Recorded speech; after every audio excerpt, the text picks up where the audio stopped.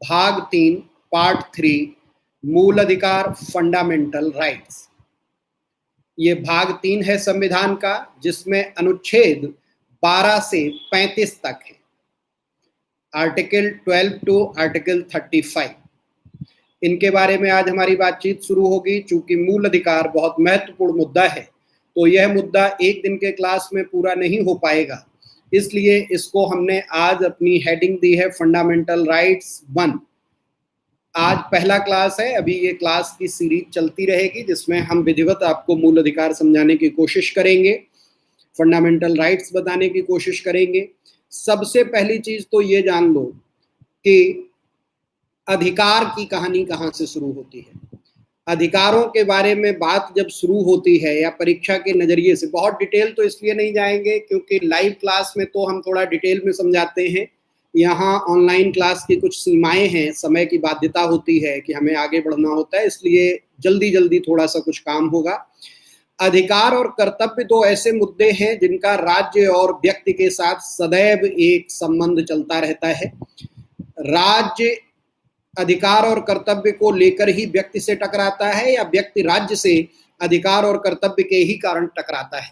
ये टकराहट हमेशा चलती रहती है, बहुत सारे वाद चलते रहते हैं, न्यायालयों में अपीलें होती रहती हैं। फिर भी अधिकारों की बात सबसे पहले विधिवत शुरू होती है, जिन्हें हम प्राकृतिक अधिकार कहते हैं, नेचुरल राइट्स कहते हैं, और जहां से लॉक कहते हैं कि ऑल राइट हमें नेचुरली प्राप्त होते हैं, जिसमें A for asset, L for life and L for liberty. हम पैदा स्वतंत्र होते हैं, हम कहाँ पैदा होंगे इसको कोई दूसरा तय नहीं करता। हमारे माता पिता कौन होंगे इसको प्रकृति तय करती है। प्रकृति जिनके यहाँ पैदा करती है, वही संपत्ति हमें पैतृक रूप से प्राप्त होती है और वहां से संपत्ति का अधिकार आ जाता है। और स्वतंत्रता, क्योंकि हमारे माता पिता भी हमारे जन्म के लिए ये नहीं दावा कर सकते कि हमारा पुत्र कौन होगा, या हम अपने पुत्र के लिए तो हमारा जन्म स्वतंत्र रूप से होता है। मजाक के तौर पर अगर जो कहें कि हो सकता हम ट्रंप के घर में पैदा हो रहे होते, लेकिन दुनिया उसी समय घूम गई और हम उत्तर प्रदेश के एक गांव में आके पैदा हो गए और आज जीवन के संघर्षों से जूझ रहे हैं। तो ये जन्म का अधिकार ही, यहीं से हमारे प्राकृतिक अधिकार शुरू हो जाते हैं, और इसी अधिकार से हम मनुष्य के रूप में जन्म लेते हैं, तो यहाँ से हमारे मानव के अधिकार शामिल हो जाते हैं।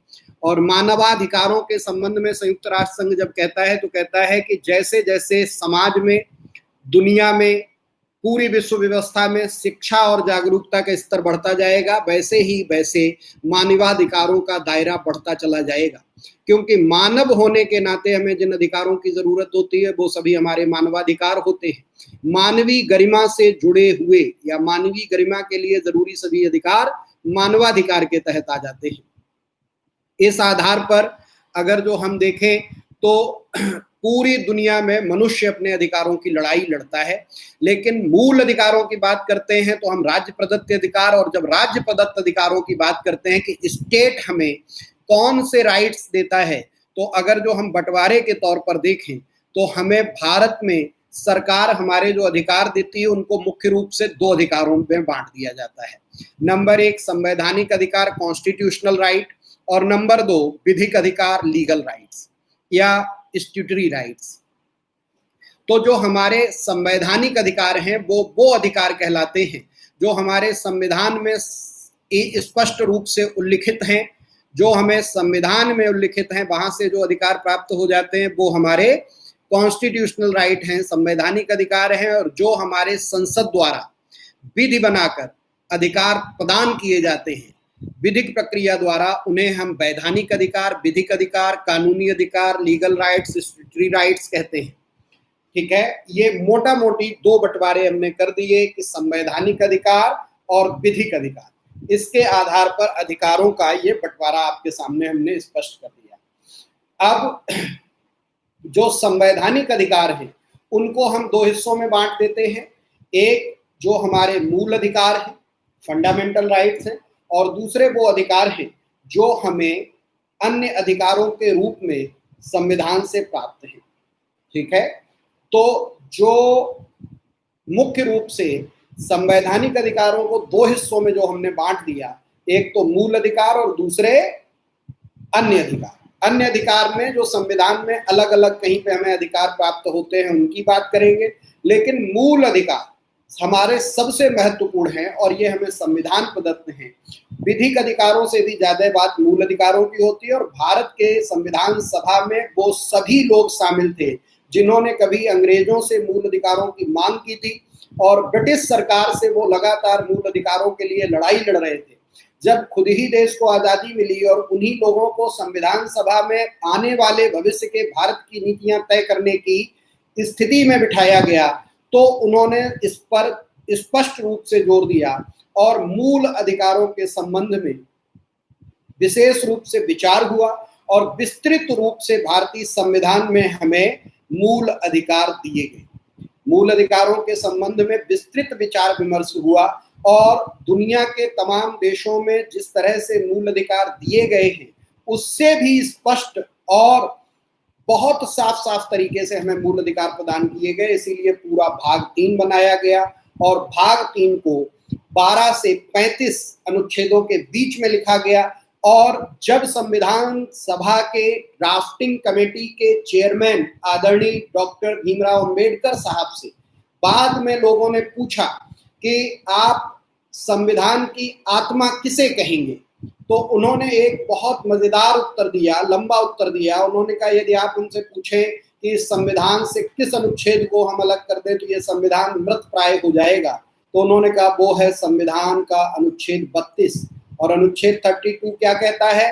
32 कॉन्स्टिट्यूशनल रेमेडी राइट है जिसके तहत हमें संविधान में दिए गए मूल अधिकारों की रक्षा के लिए उच्चतम न्यायालय में अपील करने का अधिकार है।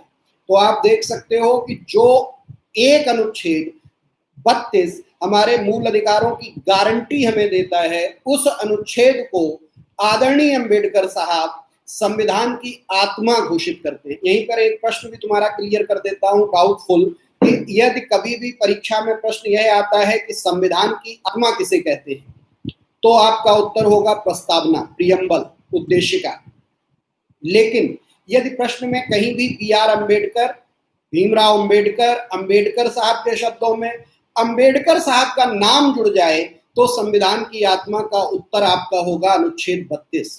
इसीलिए परीक्षा में परीक्षार्थी कंफ्यूज हो जाते हैं कि संविधान की आत्मा हम प्रस्तावना को माने या संविधान की आत्मा हम अनुच्छेद 32 संवैधानिक उपचारों का अधिकार, कॉन्स्टिट्यूशनल रेमेडी राइट, किसको माने। आज मैं आपको क्लियर कर दे रहा हूं, प्रश्न की भाषा में अम्बेडकर शब्द कहीं ढूंढने से मिल जाए तो आपका उत्तर अनुच्छेद 32 कॉन्स्टिट्यूशनल रेमेडी राइट होगा। और यदि अम्बेडकर साहब का उस स्टेटमेंट में कहीं भी प्रश्न में वाक्य में कहीं जिक्र नहीं है तो आपका उत्तर संविधान की आत्मा होगा। संविधान की आत्मा के संबंध में जो ये 2 प्रश्न आते हैं, दोनों प्रश्नों के साफ साफ उत्तर मैंने आपको बता दिए हैं कि अगर जो अंबेडकर साहब का नाम है तो 32। अब ऐसी से आप समझ जाओ कि अनुच्छेद 32 जो मूल अधिकारों को गारंटी देता है उसको अंबेडकर साहब इतना महत्व देते हैं तो मूल अधिकार व्यक्ति के लिए या नागरिक के लिए कितने जरूरी है। हम व्यक्ति और नागरिक दोनों इसीलिए कह रहे हैं, पहले क्लास में हमने आपसे क्लियर कर दिया था कि मनुष्य, व्यक्ति, नागरिक, इन सबके अलग अलग अर्थ हैं, क्योंकि हमारे भारतीय संविधान में जो मूल अधिकार प्रदान किए गए हैं वो व्यक्तियों को भी प्रदान किए गए हैं और वो नागरिकों को भी प्रदान किए गए हैं। सारे मूल अधिकार नागरिकों को प्राप्त हैं, लेकिन कुछ मूल अधिकार जिनको हम 5 अनुच्छेदों में अलग अलग पढ़ते हैं वो सिर्फ नागरिकों को प्राप्त हैं। और हर मूल अधिकार के संदर्भ में संविधान में हमने स्पष्ट संकेत कर दिया है, जहां नागरिकों की बात आई नागरिक लिखा, नहीं तो बाकी सबके लिए। सबके लिए मतलब व्यक्तियों के लिए, तो व्यक्तियों का घेरा हमने वेन डायग्राम से आपको बता नहीं पाया, ऐसे ही मौखिक बता दिया था बोर्ड न होने के कारण, कि वेन डायग्राम पे सबसे बड़ा गोला किसका होगा? मनुष्य का। उससे छोटा गोला किसका होगा? व्यक्ति का। व्यक्ति के अंदर गोला किसका? नागरिक का। तो अगर जो हम व्यक्ति कहेंगे तो नागरिक तो ऑलरेडी उसमें शामिल हो जाएंगे, ठीक है। तो कुछ अनुच्छेद जो कि सिर्फ हमने नागरिकों के लिए रखे, तो यहाँ पर जब भी हम बात करते हैं तो हम ये कह देते हैं कि व्यक्तियों के लिए, नागरिकों के लिए जो मूल अधिकारों का प्रावधान है वो सबसे महत्वपूर्ण है। दोनों को हम एक साथ बातचीत में अपने साथ जोड़ देते हैं, ठीक है। यहाँ तक का कॉन्सेप्ट आप लोगों का क्लियर हो गया होगा। अब अगर जो हम बात करें कि जो हमारे संविधान में हमें मूल अधिकार प्रदान किए गए हैं उनकी क्या क्या विशेषताएं हैं। Features of fundamental rights. Features हम इसलिए कहते हैं क्योंकि मूल अधिकारों की परिभाषा, जैसे कोई आपसे पूछ दे कि मूल अधिकार किसे कहते हैं, मूल अधिकारों को आप कैसे परिभाषित करेंगे, तो मूल अधिकारों को संविधान में परिभाषित नहीं किया गया है। एक इस लाइन को याद रखना, संविधान में मूल अधिकार की परिभाषा नहीं दी गई है स्पष्ट रूप से, मैं ये बात आपको बता रहा हूं। फिर संविधान को कहां परिभाषित किया गया, तो जब उच्चतम न्यायालय में इसके संबंध में अपील हुई तब वहां से कुछ बातें कही गई, और सबसे स्पष्ट बात जो उभर कर आती है वो है मूल अधिकार के संदर्भ में। एक तो गोलकनाथ वाले केस में जब वो कहते हैं कि प्राकृतिक अधिकारों से हम मूल अधिकारों को जोड़ेंगे। दूसरा, मद्रास हाईकोर्ट ने एक बार कहा, उस संदर्भ में भी हम इसे समझते हैं कि मनुष्य के सर्वांगीण विकास के लिए जिन अधिकारों की जरूरत पड़ती है, ओवरऑल डेवलपमेंट के लिए जिन अधिकारों की जरूरत पड़ती है, उनको हम मूल अधिकार में रखेंगे। तो मनुष्य के जीवन जीने के लिए, उसके अच्छे बेहतरी के लिए जो भी अधिकार हैं वो हमने यहाँ समेटे। ऐसी न्यायालय से परिभाषा उभर के आती है। लेकिन हम इनको समझने के लिए अगर जो इनकी विशेषताओं को पढ़ ले तो और क्लियर हो जाएगा कि मूल अधिकार हमारे लिए क्या है। जैसे सबसे पहले, मूल अधिकार संविधान प्रदत्त हैं। ये जो फंडामेंटल राइट्स हैं प्रोवाइडेड बाय द कॉन्स्टिट्यूशन, ये तुम्हें कौन प्रोवाइड करता है? कॉन्स्टिट्यूशन। और कॉन्स्टिट्यूशन कौन प्रोवाइड करता है? हम भारत के लोग। तो ये वो अधिकार हैं जो हम ही ने अपने आप को सौंपे हैं। इसको ऐसे भी समझा जाता है, हम सबने मिलकर हम सबके लिए जो अधिकार तय किए वो अधिकार हमारे मूल अधिकार हैं। इसीलिए हम इन्हें फंडामेंटल कहते हैं, मूल कहते हैं। ये हमने ही अपने जीवन के लिए तय किए हैं। ठीक है।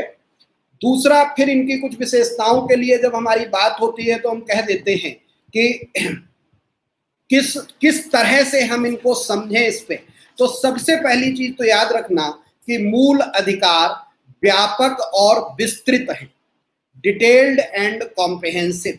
जो हमारे फंडामेंटल राइट्स हैं वो बहुत व्यापक हैं, उनका रेंज बहुत बड़ा रखा गया है, उनमें लगभग सब कुछ शामिल कर लिया गया। जैसे उदाहरण के तौर पर अभी आगे चलकर जब हम संविधान के अनुच्छेद 21 की आपसे बात करेंगे, जिसमें कि प्राण और दैहिक स्वतंत्रता की बात की जाती है, जिसमें कि हम right to life and personal liberty की बात करते हैं, आज की तारीख में जब उसकी हम विधि द्वारा स्थापित प्रक्रिया के स्थान पर उचित एवं सम्यक प्रक्रिया की बात करते हैं, just and fair procedure by the law of the law, तो हम कहते हैं कि जितनी भी चीजों से आपके मुंह से ये निकला कि ऐसा ना हुआ तो हम मर जाएंगे, वो सब तुम्हारे अनुच्छेद 21 में कवर हो जाता है। तो इस आधार पर जो हमारे मूल अधिकारों की पूरी बातचीत है वो बहुत व्यापक और विस्तृत है, डिटेल्ड एंड कॉम्प्रिहेंसिव है ये। दूसरी विशेषता, युक्त युक्त निर्बंधन है। ठीक, युक्त युक्त निर्बंधन का हाल क्या मतलब है कि रीजनेबल रिस्ट्रिक्शंस हैं इनमें। रीजनेबल रिस्ट्रिक्शंस कहने का मतलब कि जो भी प्रतिबंध इन पर होने चाहिए, कभी कभी फ्रीडम को एब्सोल्यूट कह दिया जाए तो उसके निगेटिव सेंस में मीनिंग आ जाते हैं, इसलिए हम इन्हें एब्सोल्यूट नहीं करेंगे। इसी से अगली विशेषता जुड़ती है कि भारतीय संविधान में दिए गए मूल अधिकार असीमित नहीं है, नॉट एब्सोल्यूट। नॉट एब्सोल्यूट क्या इसको हम ये कहते हैं कि भारतीय संविधान में दिए गए मूल अधिकार, एक प्रश्न बीच में किसी ने पूछ लिया है, सर एफआर की डेफिनेशन क्यों नहीं दी गई संविधान में? अच्छा प्रश्न है, तुम लोग ऐसे प्रश्न पूछते हो तो थोड़ी सी हंसी भी आती है, लेकिन फिर ये भी लगता है कि थोड़ी सी समझने की स्थिति धीरे धीरे और बढ़ती है हम जितना पढ़ते जाते हैं। बेटा, किसी भी चीज को डिफाइन करना, उसको सीमित कर देना होता है। ठीक है, जैसे हमने परिभाषित कर दिया, हमने डिफाइन कर दिया, तो ये यही चीज है। लेकिन जब किसी चीज को हम परिभाषित नहीं करते हैं तो वो क्या होती है? Not absolute. यही समझा रहे, परिभाषित हम इसलिए नहीं कर सकते थे क्योंकि उससे उसकी सीमा तय हो जाएगी, और जबकि मूल अधिकार की सीमा कहाँ होगी अभी हम सोच ही नहीं पा रहे। भविष्य तय करेगा कि हमारे भारत में व्यक्तियों और नागरिकों को प्राप्त मूल अधिकारों में क्या क्या है, क्या क्या नहीं। जैसे अभी आप लोग देखोगे क्या इंटरनेट का अधिकार, ठीक।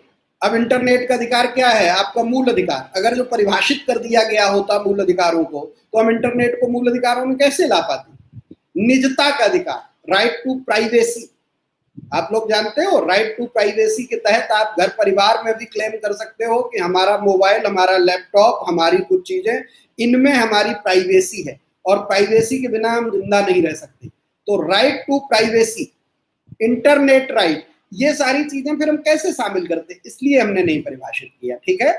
इसी से जुड़ा हुआ दूसरा कॉन्सेप्ट, ये सब कॉन्सेप्ट आगे समझ लो अपने आप, ये तुम्हारे दिमाग में क्लियर होगा कि फंडामेंटल राइट्स नॉट एब्सोल्यूट, असीमित नहीं है, असीमित नहीं है। लेकिन इस बात को हम ये नहीं कह सकते कि सीमित है, क्योंकि सीमित कह देने से उनकी लिमिटेशन तय हो जाएगी।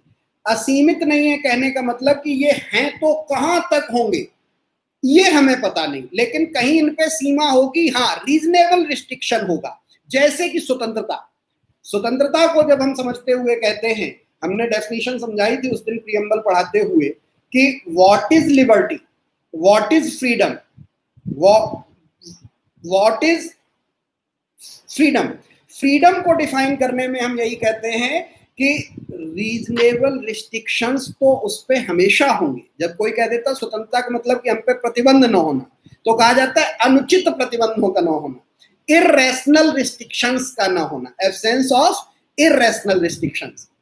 इररेशनल रिस्ट्रिक्शंस अगर जो नहीं है तो आपको स्वतंत्रता मिली हुई है। तो असीमित नहीं है मतलब सीमा होगी, लेकिन कहां होगी वो अभी पता नहीं होगी, और वो सीमा कब जाके तय होगी। अरे यार फालतू के प्रश्न पूछो, पढ़ाई छूट जाएगी। रिजर्वेशन वाला इतना बवालिया मामला है कि तुम लोग उसको लाओगे, आएगा 14, 15, 16 पे जब बात होगी। लेकिन क्या रिजर्वेशन सिस्टम फंडामेंटल राइट्स है? फंडामेंटल राइट्स जरूरी नहीं कि वही चीज कही जाए। रिजर्वेशन फंडामेंटल राइट्स नहीं है, लेकिन रिजर्वेशन का ग्राउंड फंडामेंटल राइट है। जैसे सूचना का अधिकार फंडामेंटल राइट नहीं है, लेकिन सूचना के अधिकार का ग्राउंड आर्टिकल 19 है, जो कि फंडामेंटल राइट है। तो रिजर्वेशन फंडामेंटल राइट नहीं है, लेकिन रिजर्वेशन का ग्राउंड फंडामेंटल राइट है। ये आर्टिकल 15 और 16 पढ़ाते हुए बताएंगे, अभी थोड़ा ठहरो, थोड़ा भी समझो। असीमित नहीं है, इसको समझ गए। सीमा होगी, कहां होगी ये पता नहीं। जैसे आपको कहा गया कि हमें तो बोलने की स्वतंत्रता है, हमें तो सोचने की स्वतंत्रता है, अभिव्यक्त करने की स्वतंत्रता है। आप कुछ भी अभिव्यक्त करो, अगर जो उससे हमें तकलीफ नहीं तो हम आपको नहीं रोक रहे। लेकिन अगर जो आप चौराहे पे खड़े होकर, हमारे दरवाजे के सामने खड़े होकर अभिव्यक्त कर रहे हैं, अब आपने कुछ बोला गलत, आप पे रिस्ट्रिक्शन लगेगा। वो रिस्ट्रिक्शन कब लगेगा? अब ये तय कहां होगा? जितनी दूर हो तुम। जितनी दूर होने का मतलब क्या है कि तुम रेगिस्तान में चले जाओ जहां 10 किलोमीटर तक कोई नहीं, तुम खूब गालियां दो, तुम्हें कोई नहीं रोक रहा। लेकिन तुम शहर में किसी की बस्ती में किसी दरवाजे पर खड़े होकर गाली दो, तुरंत लाठी लेके आ जाएंगे, पुलिस आ जाएगी, पकड़ ले जाएगी। तो सीमा होगी बोलने पर, कब और कहां ये पहले से तय नहीं, इसलिए हम इसे कहते हैं असीमित नहीं, नॉट एब्सोल्यूट। तुम्हारी किताबों में एक टर्म मिलता है, fundamental rights is not absolute. Sir कल इंटरनेट खत्म होने की वजह से आपका क्लास पूरा कंटिन्यू नहीं कर, तो क्या कल वाला टॉपिक आपने पूरा कर दिया? बेटा ये सब प्रश्न तो आप लोग पूछने के बजाय, हमारा जो क्लास हो जाता है उसको हम लाइव क्लास को बाद में अपलोड कर देते हैं। आप लोग कभी भी उसे जाके देख सकते हो, लाइव सेक्शन में नहीं, अपलोडेड वीडियो में, वहां पे ये क्लास अवेलेबल रहता है, तो वहां से देख लिया करो। कोई बात नहीं, टॉपिक पे रहो, ये सब फालतू की बातें नहीं, ढूंढोगे तो सब मिल जाएगी। ढूंढने से जो भगवान जैसी चीज जो है ही नहीं धरती पर, उसे आदमी ढूंढ लाते हैं, गॉड, अल्लाह, ईश्वर पकड़ लाते हैं। तो यहाँ तो सिर्फ क्लास की बात हो रही, वो तो तुम्हें मिल ही जाएगा। चलिए फिर आगे आइए। फंडामेंटल राइट बहुत मजे से समझना, बहुत कठिन है, परीक्षा के लिए बहुत जरूरी है। और मैंने कल भी कहा था फंडामेंटल राइट्स को ठीक से समझ लेना, तो तुम्हें पुलिस से डर लगना बंद हो जाएगा, तुम्हें राज्य से डर लगना बंद हो जाएगा, तुम्हें ठीक से ये बात समझ में आ जाएगी कि हमारे जीवन में क्या क्या चीजें हमें राज्य से अधिकार सहित प्राप्त हैं। कहते नहीं मेरा अधिकार है। क्या क्वेश्चन आ गया? सर क्या स्टेट राइट्स को प्रतिबंध कर सकता है? अरे यार, हर राइट्स को, फंडामेंटल राइट्स पे भी प्रतिबंध है। अभी आगे पढ़ोगे तब रुको, तो थोड़ा धैर्य रखो, ठीक। अभी हमने ऊपर बताया कि इन पर युक्त युक्त निर्बंधन है, रीजनेबल रिस्ट्रिक्शन। ये रिस्ट्रिक्शन कौन लगाएगा? स्टेट। जैसे तुम्हें अधिकार है बोलने का, लेकिन तुम्हारे मुंह पे टेप लगा दिया जाता है, अब नहीं आप बोल सकते। तुम्हें घूमने का शौक है, तुम्हें अधिकार 19 से मिला हुआ है, भारत राज्य क्षेत्र में कहीं भी अबाध संचरण का अधिकार, फ्रीली मूव कर सकते हो। लेकिन तुम अभी जब लॉकडाउन था तो फ्रीली मूव कर पा रहे थे? अभी रात में निषेधाज्ञा लागू है, रात में 9 बजे के बाद तुम बाहर नहीं घूम सकते हो, ये रिस्ट्रिक्शन नहीं है। तो ये सारे रिस्ट्रिक्शन है, अभी आगे तुम्हें समझ में आएंगे। हमने पहले ही बताया युक्त युक्त निर्बंधन है, वो निर्बंधन कब कहां कैसे आएगा ये बाद में समझ में आएगा। बेटा सिर्फ कश्मीर में, पूरे भारत में होते हैं, हर जगह होते हैं, तुम्हारे ऊपर भी है। जब चाहते हैं तुम्हारे जिलाधिकारी महोदय धारा 144 घोषित कर देते हैं। धारा 144 तुम्हारे ऊपर मूल अधिकारों पर युक्त युक्त निर्बंधन ही होता है। अभी आगे समझो, प्यार से समझो, धीरे धीरे सब समझ में आएगा। बहुत जल्दी हड़बड़ाते हो सोशल मीडिया पर या ऑनलाइन पढ़ाई में। मुझे यही लगता है कि तुम लोगों के अंदर पेशेंस की कमी आ जाती है, बैडमिंटन की तरह से सटल गेम खेलने लगते हो। उधर से हमने कोई बात बताई, तुम झटका मारोगे ये दूसरे पाले में जाए। नहीं, सीखने के लिए लर्निंग कॉन्सेप्ट जिसे कहते हैं, उसमें हम कंसीव करते हैं, हम ग्रहण करते हैं और फिर अपने अंदर मनन चिंतन करते हैं, थोड़ी देर टाइम लेते हैं, अपने आप वो चीजें स्पष्ट हो जाती है। खैर कोई नहीं, सीखोगे धीरे धीरे, अभी तो बच्चे हो, जिज्ञासा आती है तुरंत मन में। फंडामेंटल राइट्स अभी धीरे धीरे जब पूरे समझा देंगे तो आपके सारे प्रश्न आजीवन खत्म हो जाएंगे। कोई दूसरा भी पूछेगा तो बता दोगे। चलो अगली विशेषता मैं बता रहा हूं कि मूल अधिकार न्यायालय द्वारा प्रवर्तनीय है, इन्फोर्सेबल बाई कोर्ट। मूल अधिकारों को अगर जो तुम्हारा उल्लंघन हो रहा है या इन पर कोई भी आंच आ रही है, कोई इनके साथ छेड़छाड़ कर रहा है, तो आप न्यायालय की मदद ले सकते हैं। और इसके मामले में ही सिर्फ आपको यह छूट है कि सीधे उच्चतम न्यायालय में मदद ले सकते हैं, अनुच्छेद 32। ये बहुत बड़ी बात है। कोई भी व्यक्ति या नागरिक किसी भी मामले में अपना मुकदमा पहले लोअर कोर्ट, हाई कोर्ट होते हुए सुप्रीम कोर्ट ले जा सकता है, या सीधा हाई कोर्ट ले जा सकता है। सुप्रीम कोर्ट सीधा नहीं ले जा सकता, सिर्फ एक मामले में तुम सीधे सुप्रीम कोर्ट जा सकते हो, वो है ये मूल अधिकार। इसलिए मूल अधिकारों को अच्छे से समझो, मैं बार बार कह रहा हूं, ये बहुत शानदार टॉपिक है, ठीक है। मूल अधिकारों के बारे में अगला बताया, ये तुम्हें इन्फोर्सेबल बाई कोर्ट, कोर्ट द्वारा तुम्हारे ऊपर लागू कराए जा सकते हैं। फिर एक अगली विशेषता, मूल अधिकारों का निलंबन हो सकता है, ठीक है। फंडामेंटल राइट्स जो हैं तुम्हारे, वो निलंबित हो जाते हैं। मूल अधिकारों का निलंबन हो सकता है। Fundamental rights can be suspended. कब सस्पेंड होते हैं? तो तुम्हारे संविधान में ही जहां आपातकाल का प्रावधान है, ड्यूरिंग इमरजेंसी आपके फंडामेंटल राइट सस्पेंड हो जाते हैं, निलंबित हो जाते हैं। और एक नया प्रावधान इसमें जोड़ दिया गया है, वो आगे जब तुम्हें आपातकाल पढ़ाएंगे तब समझा देंगे, बस यहाँ पे याद रखने के लिए बता दे रहा हूं कि तुम्हारे मूल अधिकारों में 2 अनुच्छेद, अनुच्छेद 20 और 21, 20 और 21 कभी भी अब निलंबित नहीं होते हैं। ये 44th कॉन्स्टिट्यूशनल अमेंडमेंट 1978 से डिसाइड कर दिया गया कि किसी भी हाल में 20 और 21 का निलंबन नहीं होगा। बाकी मूल अधिकारों का निलंबन हो सकता है, होता नहीं है, हो सकता है, यदि राष्ट्रपति साहब चाहें। राष्ट्रपति साहब जो चाहें मतलब प्रधानमंत्री साहब चाहें, प्रधानमंत्री साहब चाहें मतलब मंत्रिपरिषद चाहे, तो मोदी जी चाहें, एग्जाम्पल पे कह रहा हूं, तो कभी भी ऐसी जरूरत पड़े तो आपके मूल अधिकारों का निलंबन हो सकता है।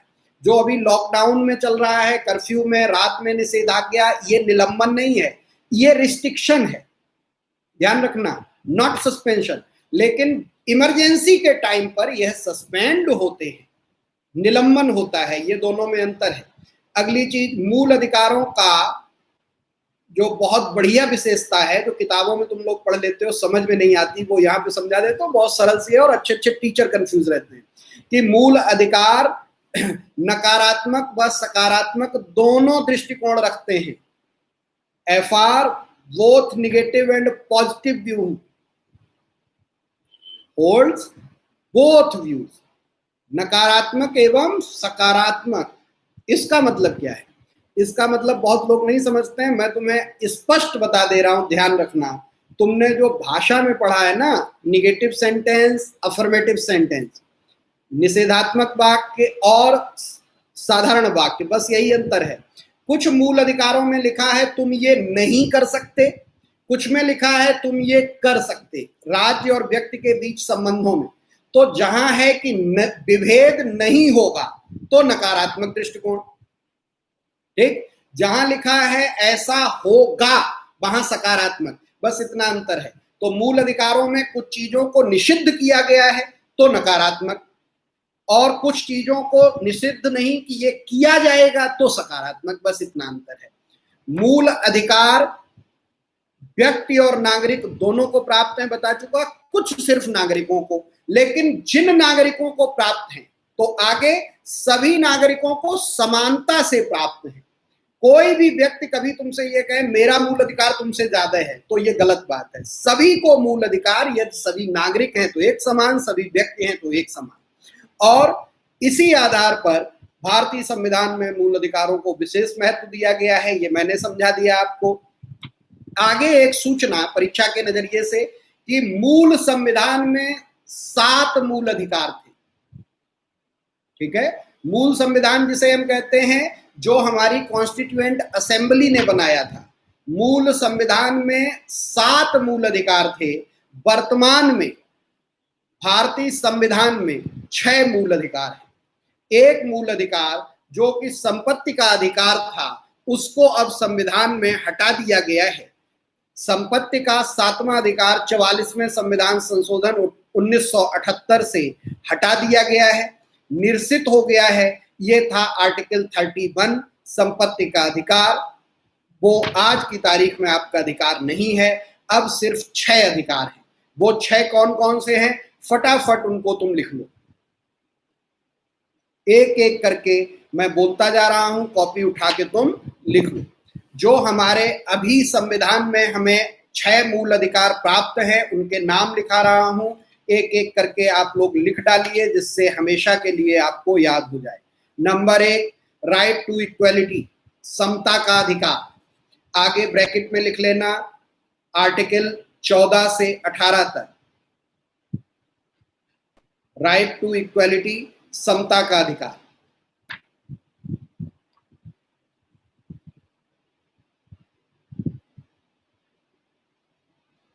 ठीक, अनुच्छेद 14 से 18 तक। संपत्ति के अधिकार को और समझाएंगे जब अनुच्छेद 31 तक जाएंगे। हम सब समझाएंगे, बस पेशेंस रखो, छोड़ेंगे कुछ नहीं। नंबर 2, स्वातंत्र अधिकार, राइट टू फ्रीडम, अनुच्छेद 19 से 22 तक।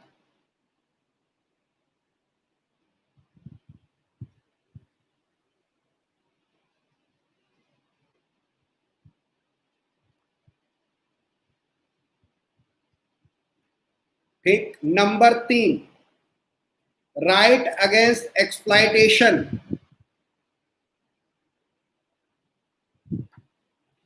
शोषण के विरुद्ध अधिकार, शोषण के विरुद्ध अधिकार। अरे यार, अभी बोला हूं कि संपत्ति का अधिकार समझाऊंगा, अनुच्छेद 31 तक, अनुच्छेद 19 तक जाने तो दो। वहां पर जब आएगा तो बिना बताए आगे नहीं निकलेंगे। क्रम से एक बार चीजें हो जाने दो, सारी क्लियर होंगी। ठीक है। तीसरा अधिकार आपको क्या लिखाया, शोषण के विरुद्ध अधिकार, राइट अगेंस्ट एक्सप्लॉयटेशन, आर्टिकल 23 से 24 तक। नेक्स्ट, चौथा अधिकार, right to freedom of religion, freedom of religion, धर्म की स्वतंत्रता का अधिकार, धर्म की स्वतंत्रता का अधिकार। इसमें अनुच्छेद 25 से 28 तक।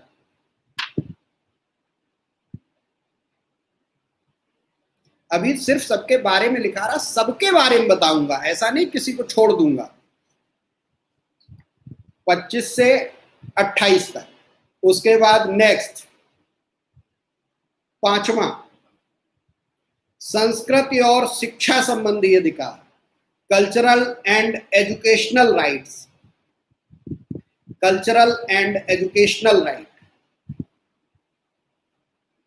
संस्कृति और शिक्षा संबंधी अधिकार, अनुच्छेद 29-30, अनुच्छेद 29 से 30। नंबर 6, संवैधानिक उपचारों का अधिकार, राइट टू कॉन्स्टिट्यूशनल रेमेडीज, संवैधानिक उपचारों का अधिकार, right to constitutional remedies.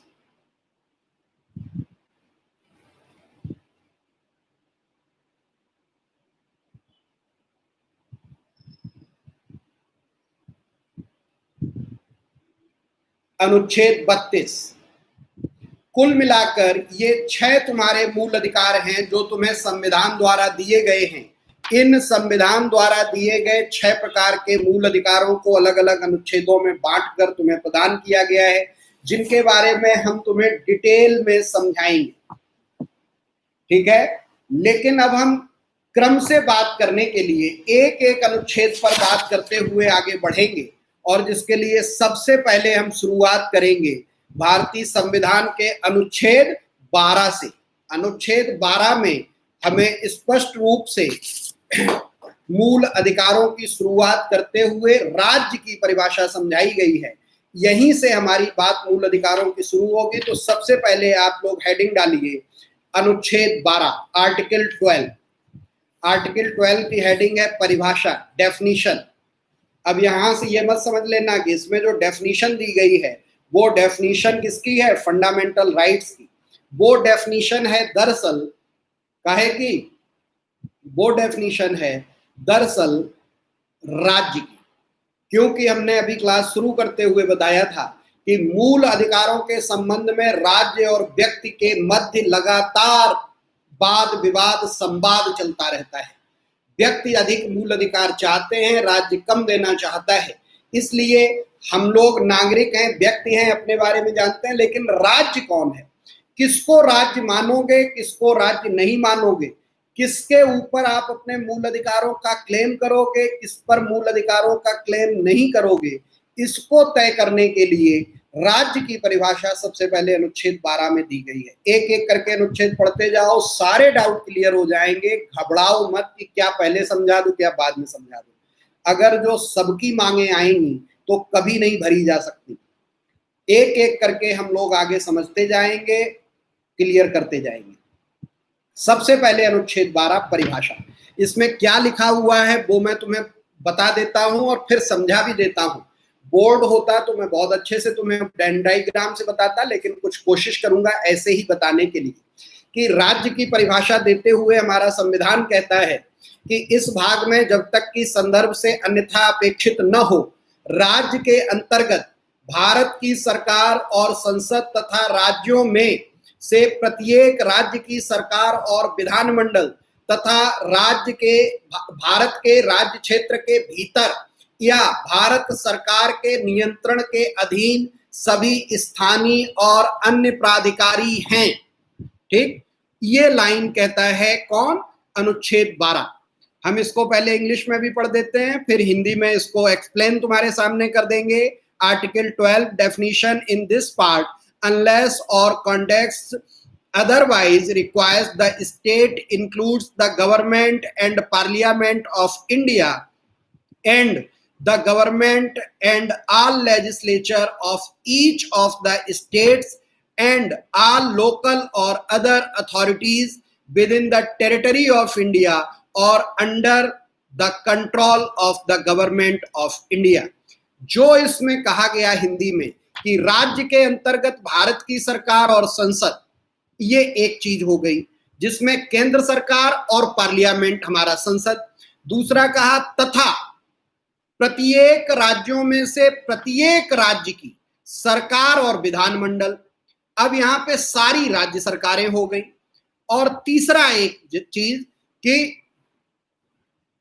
Bharat के राज्य क्षेत्र के भीतर या भारत सरकार के नियंत्रण के अधीन सभी स्थानीय और अन्य प्राधिकारी, अर्थात भारत के क्षेत्र में और भारत सरकार के अंडर में या अन्य सरकारों के अंडर में या स्थानीय अधिकारी या अन्य प्राधिकारी, इनको हम राज्य मानेंगे। अगर जो भाई बोर्ड यूज नहीं कर पा रहे, हम आपको कहीं से दिखाएं भी, जैसे हम आज वेन डायग्राम से आपको दिखाने की कोशिश करें, इधर बोर्ड भी लगा लें, तो इसमें क्या दिक्कत हो रही है कि मिरर इमेज उल्टी आ जा रही है। लेकिन हम तब भी तुम्हें ऐसे दिखा रहे हैं कि वेन डायग्राम में अगर जो ये आप 3 गोले बना के लिख लोगे, केंद्र सरकार धन संसद, राज्य सरकार धन विधानमंडल, नीचे भारत राज्य क्षेत्र के अधीन स्थानीय व अन्य प्राधिकारी। ये इसीलिए लाइव पढ़ाने में मैं पीछे इस पे दीवार पे यूज कर सकता था बोर्ड का, लेकिन लाइव में मिरर इमेज हो जाती है। अच्छा, तुम लोगों को मिरर इमेज दिख रही थी या क्लियर दिख रहा था?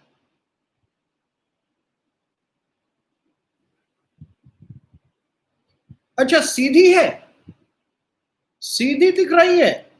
अरे वाह, गजब यार, ये तो हमें पता ही नहीं था। फिर तो हम कल से बोर्ड ही पीछे यूज कर लेते हैं। अरे यार, फिर तो हम तुम्हें दिखा सकते हैं। फिर तो ये दिख गया ना वेन डायग्राम। अब तो तुम चिंता न करो, कल से तो एकदम बढ़िया तुम्हें no mirror image. Okay, good. चलो, अब तुम्हें समझ में आ गया। Thank you, thank you, thank you. अब तो हिंदी में भी हम तुम्हें दिखा सकते हैं। अरे वाह, चलो। हमें लगा लाइव में जो हमारे लैपटॉप से हमारे सामने आ रहा होता है पलट के हमारे लिए, उसमें हमें उल्टा दिखता है, तो हम सोचे ये उल्टा ही दिखता होगा। ओके ओके, बहुत बहुत धन्यवाद आप लोगों को हमारा ये गलतफहमी दूर करने के लिए। हमें लगा मिरर इमेज में जा रहा होगा। अरे अब समझ गए, तुम सब लोग लिखोगे तब तो हम पढ़ते ही रहेंगे। चलो, अब ये समझ में आ गया। आर्टिकल 12 क्लियर हो गया तुम्हारे सामने। ये क्या है?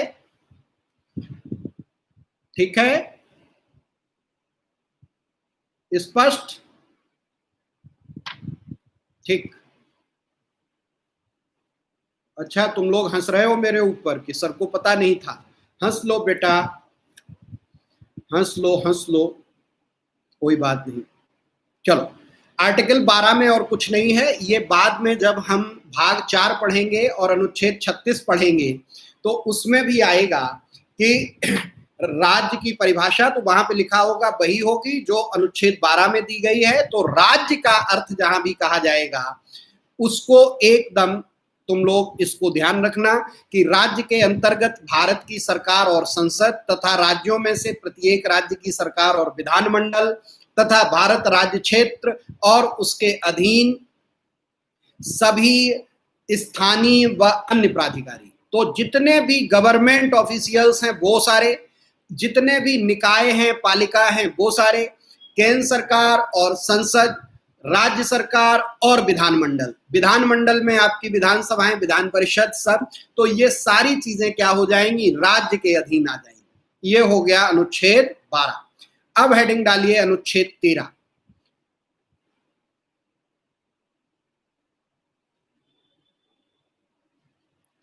अनुच्छेद 13, आर्टिकल 13। आर्टिकल 13 की जो हमारे संविधान में हेडिंग है,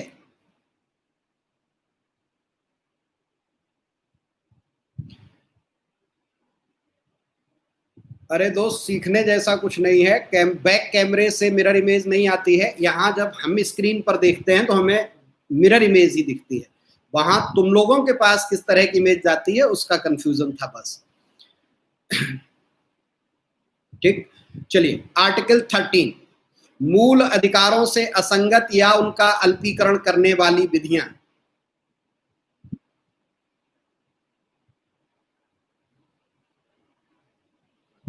बेटा, आर्टिकल 12 और 36 में दो जगह इसलिए परिभाषित किया क्योंकि आर्टिकल 12 में मूल अधिकारों की बात है और आर्टिकल 36 जहां से शुरू होता है भाग 4, वो राज्य के कर्तव्यों की बात है।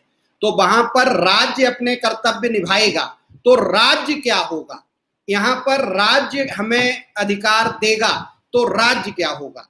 इसलिए दो जगह अलग अलग परिभाषित किया गया। कल को अगर जो हमें कोई बदलाव करना पड़े कि अधिकारों के संबंध में हम राज्य को अलग तय कर दें और जो हमारे कर्तव्य, जो राज्य अपने कर्तव्य निभा रहा है वो भाग 4 में अलग राज्य को हमें घोषित करना हो, तो उसके लिए हमारे पास अभी से व्यवस्था रहे। इसलिए विद्वान लोगों ने, आदरणीय अम्बेडकर साहब ने पहले से ये प्रावधान रखा। आज की तारीख में अनुच्छेद 12 और 36 में राज्य की एक ही परिभाषा है, लेकिन हमेशा एक ही रहे ये जरूरी नहीं है। ठीक है, थैंक यू। अनुच्छेद 13 पे बात करते हैं।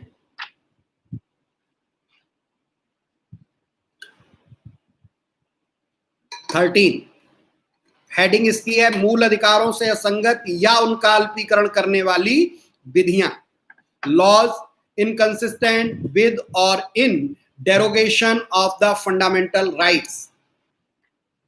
इसका अर्थ यह है कि कोई भी विधि जो मूल अधिकार को कम करेगी या उससे अलग होगी, उसको हम किस तरह से समझेंगे।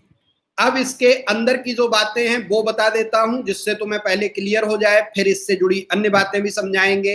पहले पॉइंट में इसमें लिखा है तुम्हारे संविधान में, इस संविधान के प्रारंभ से ठीक पहले भारत के राज्य क्षेत्र में प्रवृत्त सभी विधियां उस मात्रा तक शून्य होंगी जिस मात्रा तक वे इस भाग के उपबंधों से असंगत हैं। क्या लिखा हुआ है? All laws in force in the territory of India immediately before the commencement of this constitution is so far as they are inconsistent with the provisions of this part shall to the extent or such inconsistency be void। फिर दोबारा से हिंदी में बोलता हूं कि इस संविधान के प्रारंभ से ठीक पहले भारत के राज्य क्षेत्र में प्रवृत्त सभी विधियां उस मात्रा तक शून्य होंगी जिस मात्रा तक वे इस भाग के उपबंधों से असंगत हैं। अब इसको समझा देता हूं कि संविधान जब लागू हुआ 26 जनवरी 1950, उससे पहले भी इस देश में कई सारी अन्य विधियां लागू थी। इसी अनुच्छेद में नीचे समझाया गया है कि विधि हम किसे कह रहे हैं, विधि का अर्थ क्या होता है। इससे भी आईएएस और पीसीएस में 1-2 बार प्रश्न पूछा गया है। इसी अनुच्छेद में आगे 3rd पॉइंट में लिखा हुआ है, इस अनुच्छेद में जब तक कि संदर्भ से अन्यथा अपेक्षित न हो, विधि के अंतर्गत भारत के राज्य क्षेत्र में विधि का बल रखने वाला कोई अध्यादेश, आदेश, उपविधि, नियम, विनियम, अधिसूचना, रूढ़ या प्रथा है। ठीक, law includes any ordinance, order, bylaw, rule, regulation, notification, custom or usage having in the territory of India the force of law। अगर जो हम ये कह रहे हैं कि कोई भी विधि जो संविधान लागू होने के पहले भारत में लागू थी, तो आप कहें कि उस विधि, कौन सी विधि लागू थी? जब सर संविधान ही नहीं था तो क्या लागू था? नहीं, हमारे ऊपर ब्रिटिश पार्लियामेंट के काफी नियम लागू थे, वहां से अधिनियम पास होके आते थे, नियम बन के आते थे। यहाँ पर जो अंग्रेज शासन कर रहे थे उनके नियम थे, हमारे समाज के नियम थे, हमारे लिए सूचनाएं जारी होती थी वो थी, हमारी समाज की प्रथाएं थी, हमारे रीति रिवाज थे, ये सब समाज पर लागू थे। इसीलिए कह दिया गया इसी अनुच्छेद 13 में, यहाँ से 1-2 बार प्रश्न आया है कि विधि के अंतर्गत आप किसे मानेंगे और किसे नहीं मानेंगे। तो जब इस अनुच्छेद 13 के संदर्भ में विधि शब्द का प्रयोग होगा तो उसके अर्थ में क्या क्या आएगा? चाहो तो लिख भी सकते हो, अध्यादेश, अंग्रेजी में कहते हैं ऑर्डिनेंस, अध्यादेश, ऑर्डिनेंस। और क्या आएगा? आदेश, इंग्लिश में कहते हैं ऑर्डर, आदेश, ऑर्डर। और क्या आएगा? उपविधि, इंग्लिश में कहते हैं बाई लॉ, उपविधि, बाई लॉ।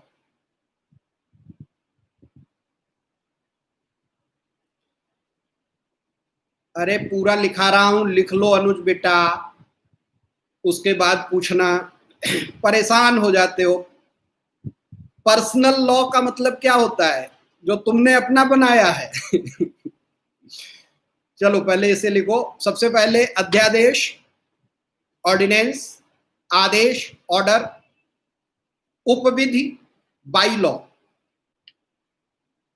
नियम, रूल, नियम को अंग्रेजी में कहते हैं रूल, नियम। फिर विनियम, विनियम को इंग्लिश में कहते हैं रेगुलेशन, विनियम रेगुलेशन। अधिसूचना, नोटिफिकेशन, नोटिफिकेशन।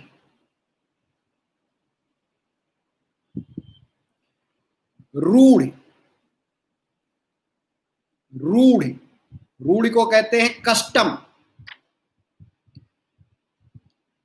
या प्रथा, प्रथा को कहते हैं यूजे, यूएसए, यूजे, प्रथा। क्या क्या बता दिया कि इतनी सारी चीजें हम विधि मानेंगे। अब बताओ बेटा, इसमें व्यक्तिगत नियम, तुम व्यक्ति लॉ माने विधि, तो पर्सनल लॉ, पर्सनल लॉ क्या कहना चाह रहे हो? पर्सनल लॉ मतलब एक आदमी ने कोई अपना नियम तय कर रखा, नहीं, इसका कोई मतलब नहीं। समाज ने तय कर रखा है तो वो हमारी प्रथा होती है, कस्टम, ठीक, वो हमारा सामाजिक नियम। जैसे जो खाप पंचायत के निर्णय होते हैं वहां पे ये प्रथाएं हैं, सती प्रथा, ठीक, सती प्रथा को हमने खत्म किया। अब तुम कहो नहीं सती प्रथा पहले लागू थी, तो ऐसी सारी चीजें। अब फिर पिछले पॉइंट पे लौट जाओ, ये सिर्फ इसलिए बता दिया कि आईएएस पीसीएस में पूछा जाता है, सामान्यतः तो समझने के लिए एक लाइन में तुम्हें बता दिया कि भारत के राज्य क्षेत्र में संविधान लागू होने से पहले जितने भी विधि, नियम, कानून, लॉ लागू थे, वो सारे लॉ, सारे नियम, सारे कानून, वो क्या होंगे?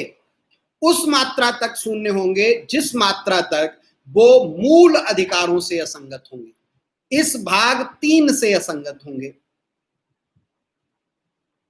इस भाग मतलब भाग 3, भाग 3 मतलब मूल अधिकार, मूल अधिकार मतलब फंडामेंटल राइट, फंडामेंटल राइट से जो भी असंगत हैं वो पहले भले ही भारत में लागू रहे लेकिन अब लागू नहीं रहेंगे।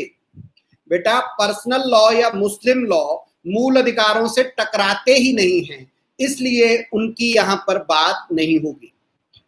पर्सनल लॉ जो हैं वो हमारे लिए अभी भी यूनिफॉर्म सिविल कोड का मुद्दा है। सिविल कोड हमारे यहाँ 2 चल रहे हैं, लेकिन उनको हमारे मूल अधिकारों से टकराहट नहीं है, इसलिए वो प्रभाव में है। ठीक है बेटा, तो उस नजरिए से तुम कहो कि ये पर्सनल लॉ, तो वो इसमें शामिल नहीं होंगे। और पर्सनल लॉ भी बाद में तुम्हारे संविधान ने स्वीकृत किए हैं, वो संसद ने स्वीकृत किए हैं, उनको हम सिविल कानूनों में मानते हैं।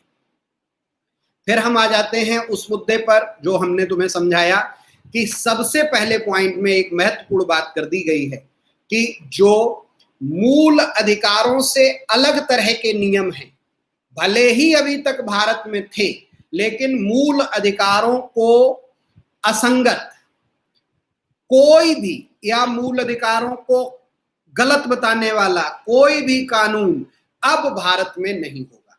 दूसरे पॉइंट में क्या कहा गया है इसको क्लियर समझ लो, यही है 13(2) जो इनडायरेक्टली जेआर की प्रस्तावना करता है, अप्रत्यक्ष रूप से न्यायिक पुनरावलोकन के अधिकार की संकल्पना प्रस्तुत करता है। इसमें क्या लिखा? राज्य ऐसी कोई विधि नहीं बनाएगा जो इस भाग द्वारा प्रदत्त अधिकारों को छीनती है या न्यून करती है या इस खंड के उल्लंघन में बनाई गई प्रत्येक विधि उल्लंघन की मात्रा तक शून्य होगी। इंग्लिश में भी पढ़ देता हूं, the state shall not make any law which takes away or abrogates the rights conferred by this part, and any law made in contravention of this clause shall, to the extent of the contravention, be void.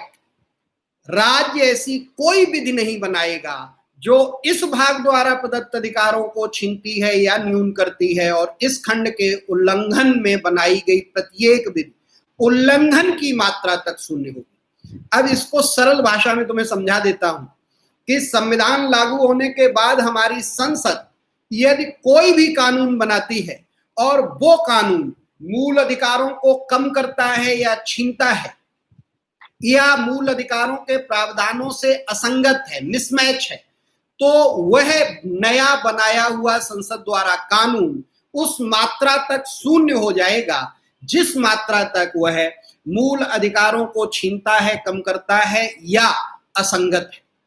अब इन दोनों को जोड़ के हम समझ लेते हैं, जो पहली लाइन में कहा गया और दूसरी लाइन में कहा गया। इन दोनों लाइनों को मिलाकर जब हम समझें तो इन दोनों को मिलाकर यही कहा गया कि चाहे भारत में पहले से लागू कोई नियम कानून विधि, चाहे बाद में संसद कोई नियम कानून विधि बनाए, अगर जो कोई नियम कानून विधि जो मूल अधिकारों के विपरीत है वो भारत में नहीं होगी। इसको देशी भाषा में समझो कि मूल अधिकार के लिए क्या कहा गया, जो हमसे टकराएगा चूर चूर हो जाएगा।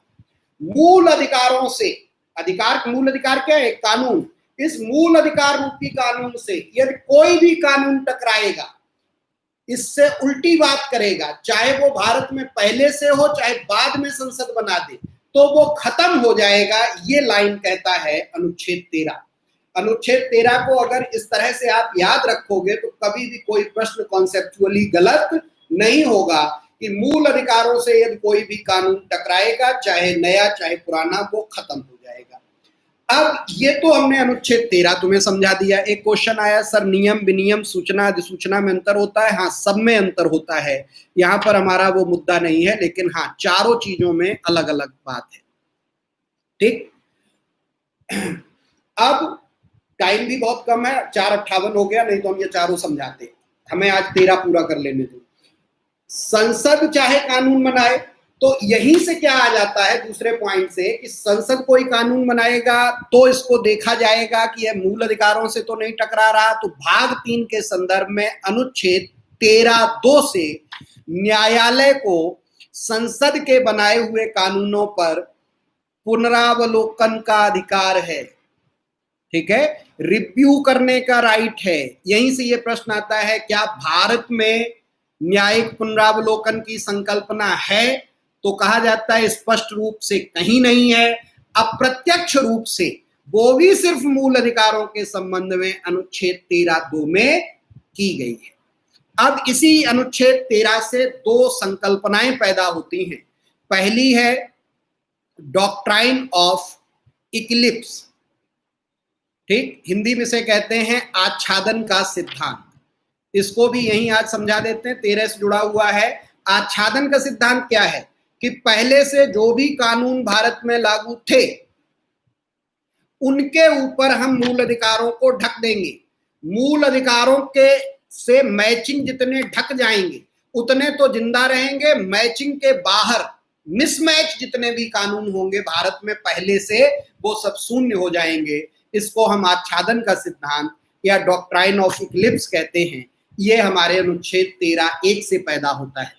दूसरा एक सिद्धांत यही से आता है डॉक्ट्राइन ऑफ सेवेरिबिलिटी, इसको कहते हैं हिंदी में पृथक्करण का सिद्धांत। ये पैदा होता है अनुच्छेद 13(2) से कि हमने, संसद ने कोई कानून बनाया, उसमें 5 प्रावधान बनाए। कानून का प्रावधान 1, 2, 3, 4, 5, हमने बाद में उनका परीक्षण किया और परीक्षण करके जब हमने देखा तो हमने देखा कि इसमें से जो पॉइंट 3 है वो मूल अधिकारों से अलग है, मूल अधिकारों से उल्टी बात कह रहा। तो हम पूरा कानून शून्य नहीं करेंगे, उस पॉइंट 3 को अलग कर लेंगे और अलग करने के बाद इस पॉइंट 3 को हम शून्य कर देंगे। ये है पृथक्करण का सिद्धांत, डॉक्ट्राइन ऑफ सेवेरिबिलिटी का सिद्धांत, जिसमें कि हम मूल अधिकारों में एक तरफ रखेगा न्यायालय मूल अधिकारों को, और कोई भी नया कानून बना है उससे उसे मैच कराएगा। यदि नए बने हुए कानून में एक भी लाइन या पूरा कानून मूल अधिकारों से अलग है, कम करता है, छीनता है, असंगत है, उसके विरोध में है, तो उन सबको अलग करके शून्य कर दिया जाएगा। अब इस लाइन का दूसरा मतलब ये कि अगर जो कोई नया कानून संसद ने बनाया जिसमें 20 पॉइंट हैं, एक पॉइंट मूल अधिकारों को कम कर रहा है, बाकी 19 पॉइंटों का मूल अधिकारों पर कोई नकारात्मक प्रभाव नहीं, तो 19 बने रहेंगे। सिर्फ एक को संसद द्वारा बनाए गए कानून से हटाकर न्यायपालिका शून्य कर सकती है, ये कहा गया है 13 में।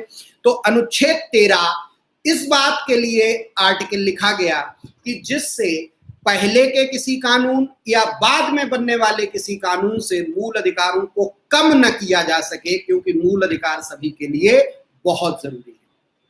अब हमने तुम्हें बताया कि मूल अधिकार अनुच्छेद 12 से 35 तक दिए गए हैं, और हमने जो पहला अधिकार तुम्हें बताया समता का अधिकार, राइट टू इक्वलिटी, वो शुरू होता है अनुच्छेद 14, 15, 16, 17, 18, अभी लिखाया था ना 14 से 18 तक। तो कल हम शुरू करेंगे राइट टू इक्वलिटी, समता का अधिकार। आज हमने मूल अधिकारों के शुरुआत की बात आपसे कर दी, और शुरुआत में 2 अनुच्छेद जो तुम्हें अधिकार नहीं देते, अधिकार की व्यवस्था समझाते हैं। पहला 12 जो बताता है कि अधिकार, मूल अधिकार कौन देगा, इन पे प्रतिबंध कौन लगाएगा, राज्य। तो राज्य होगा क्या, ये 12 में बताया गया। 13 में हमें ये बता दिया गया कि हाँ सर आ जाइए, खाली हो रहा हूं। 13 में हमें ये बता दिया गया कि जो हमारे मूल अधिकार हैं उनको पिछले कानून या अगले कानून कभी भी कम नहीं कर सकते, ये 13 में बताया गया। कल हम अनुच्छेद 14 पे बात शुरू करेंगे। जो भी तुम्हारे प्रश्न हो वो अभी पूछ सकते हो या बाद में पूछ सकते हो, कल पूछ सकते हो। मूल अधिकारों पर 2-3-4 दिन बात चलेगी। धीरे धीरे जितनी भी चीजें मूल अधिकारों में है वो सब बता देंगे, ठीक है। कतई परेशान मत होना कि ये क्या है। जैसे बेटा ये पूछ रहा नियम विनियम सूचना सूचना, इनको तुम लोग भी खोजने की कोशिश करो, बाकी बाद में हम तुम्हें बता देंगे। Thank you. कल हम लोग फिर मिलेंगे और मूल अधिकारों में समता के अधिकार पर बात करने के लिए आर्टिकल 14 से कल हमारी बातचीत शुरू होगी। Okay, thank you, take care, bye bye.